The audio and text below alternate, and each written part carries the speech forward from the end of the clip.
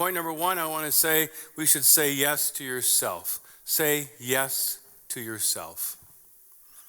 You are a beloved child of God. You are created just a little lower than angels. I've told you before, there was one time I was in trouble for doing something with my father countless times. And I remember I said something, Dad, I'm only human.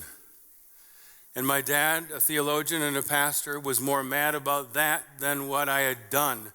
And he said, God created you a little lower than an angel. You are precious in his sight. If you were the only person living on earth, Jesus would have died for you. In other words, you are worthy, so see and treat yourself accordingly. I asked Pastor Peter, I think he knew about this. We've been involved in Haiti. The proverb is, an empty sack cannot stand. But because the Haitians, our brothers and sisters, thought of it, the first iteration of this is about hunger. If a child goes to school and doesn't have a partially full belly, and if it's empty, they can't concentrate. An empty sack cannot stand. But another way to understand this is that if you and I are frazzled, if you and I sleep too little, we don't eat right, we don't take time for ourselves, and someone comes and we are ready to boil and we lose our cool. Because an empty sack can't stand up, but an empty vessel also cannot give, can't care, can't empathize. So here's your homework. You ready for this? This week, I want you to find time and I want you to find space to fill your cup. I want you to fill that empty sack, even if you think you are not empty, you might be partially full. I want you to read or sew or get your nails done, fingers, toes, how about both? You might as well just go for both. Head and toe. I said something about a golf simulator, then I walked into the donut room and I had 4 wives assail me because they said, great, my husband's gonna go to the golf simulator and I gotta be home with the kids. So then I had to do triage and then she's going to get her nails done. So I'm not going into the donut room after this service, okay? You can figure it out yourself. But get something did, okay? Have some fun. An empty sack cannot stand. How often do you and I talk to someone and we ask them how they're doing and all they can do is just kind of go, oh. Got to fill that up. Go out for coffee or a meal with a dear friend. Take a nap. I love that one. Watch a good movie. Watch a bad movie. I don't care. Also, there's one more thing. You don't have to rock everything.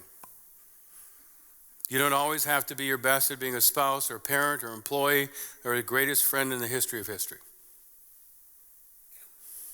The thing about a shepherd is you have to know your sheep.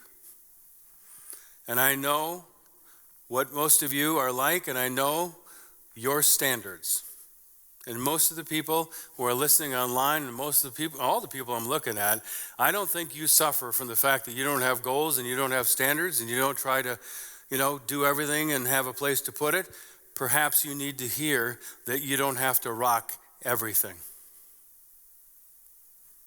You don't have to rock everything.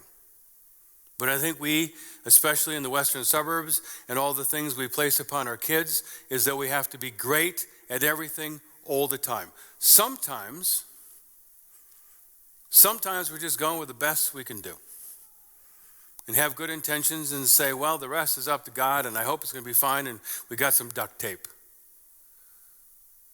But I want you to treat yourself this week because when people are frazzled, when people are empty, they can't give. I thought this picture was good for us. I mean, I don't want to know this person. I don't want to be this person's friend. I don't want to go over there and say, can I have a beer? Because he won't let me have a beer in his garage. Because look at this. It's a great picture, but this isn't about your literal garage. This is about your life. There are people who try to have their life emulate this garage. And it's a good picture. And I've known people in my ministry for 3 decades. I know families that look good, and they have a great portrait, but they don't spend time together. They're not aligned. They don't go through every up and down together. Now here, my friends in Christ, is another kind of garage that is really a storage unit, and you can see to the bottom, there's a hood of a car that can't fit in.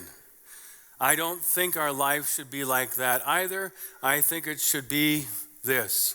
A little bit over here, a little bit over there, a little bit over there, and then you can fit a couple cars in there, and that's how your life should be. Perhaps that's how our life should be, saying yes to ourselves to make sure that we're not too far on one side or the other.